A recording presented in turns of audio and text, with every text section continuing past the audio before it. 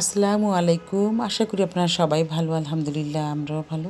নতুন একটা ব্লগ নিয়ে আপনাদের কাছে আবার চলে আসলাম। তো এই ব্লগটা আমার গতকালকের করা, তো আজকে আপনাদের সাথে শেয়ার করলাম। তো গতকালকে আমি বড়ই পেয়ারা নিয়ে আসছিলাম, আর জারিপুর বাবা তেঁতুল নিয়ে আসছে। তো ভাবছি এগুলি ভর্তা করব। তো বাইরে যখন দেখি তো খেতে ইচ্ছা করে, তো ভাবলাম যে বাসায় নিয়ে ভর্তাটা করি। তো এখানে আমি তেঁতুলগুলি ছুলে নিলাম, তো পেয়ারাগুলো কেটে রাখছি, আর পরে সব কিছু ধুয়ে একটা প্লেটের মধ্যে রাখলাম। তারপরে এগুলি কী দিয়ে খাওয়া হবে সেটা আপনাদের সাথে একটু শেয়ার করি। তো এখানে আমি ধনেপাতা, খেজুরের গুড়, টমেটো সস, মরিচ নিয়ে এলাম, লবণও নিলাম। তো দুই ধরনের মরিচ নিলাম, শুকনা মরিচ আর কাঁচা মরিচ। যাই হোক, এগুলি আমি সব একসাথে পেস্ট করব। তো আগে ধনেপাতাটা পেস্ট করে নেব। তো পেস্ট করা হয়ে গেছে, আমি সব একসাথে মিশিয়ে নিব। তো এখানে শুকনো মরিচ আর কাঁচামরিচও পেস্ট করে নিয়েছি। তারপর গুড়টাও আমি ভালোভাবে একটু নরম করে নিয়েছি। তো ধনেপাতা পেস্ট করা হয়েছে, তো একসাথে এখন সবগুলোকে মিক্সড করে নেব।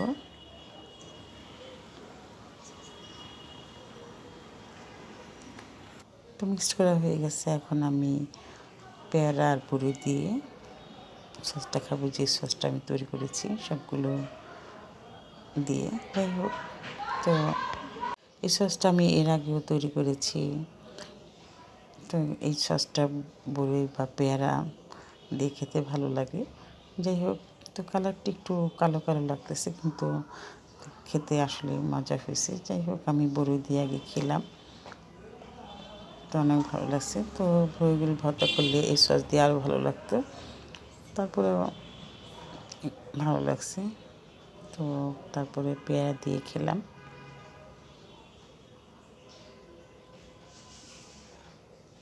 তো পেয়ারা দিয়েও খেলাম,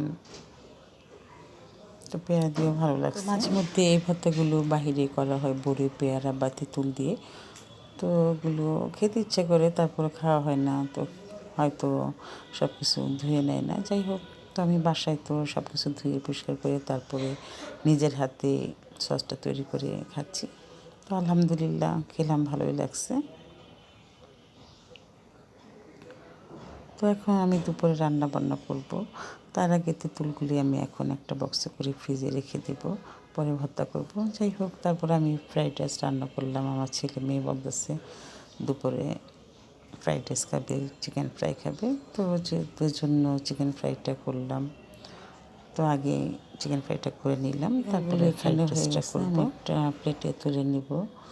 তো ফ্রাইড রাইসটাও হয়ে গেছে।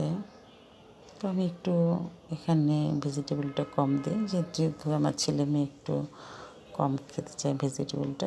যাই হোক, আমি একটু ক্যাপসিকাম দিব নামানোর একটু আগে। তো ক্যাপসিকামটা দিয়ে একটু ভালোভাবে নেড়ে দিলাম। তো এখানে শুধু গাজর আর ডিম দিয়েছি, আর ক্যাপসিকাম, বেশি কিছু দিইনি।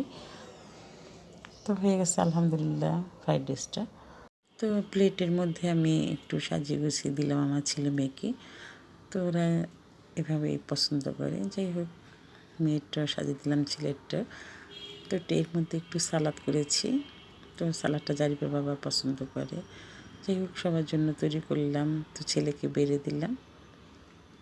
তো সন্ধ্যার পরে আমি সন্ধ্যার নাস্তার জন্য আজকে মুড়ি ভর্তা করব। এখানে পেঁয়াজ, বুট আছে, আমি একটু সুন্দর করে সাজিয়ে নিলাম। যাই হোক, তো মুড়ি ভর্তাটা করে নিলাম। তো আপনারা সবাই ভালো থাকবেন, সবাই আমাদের জন্য দোয়া করবেন, আর সবার জন্য দোয়া রইল। আমার চ্যানেলটা সাবস্ক্রাইব করবেন।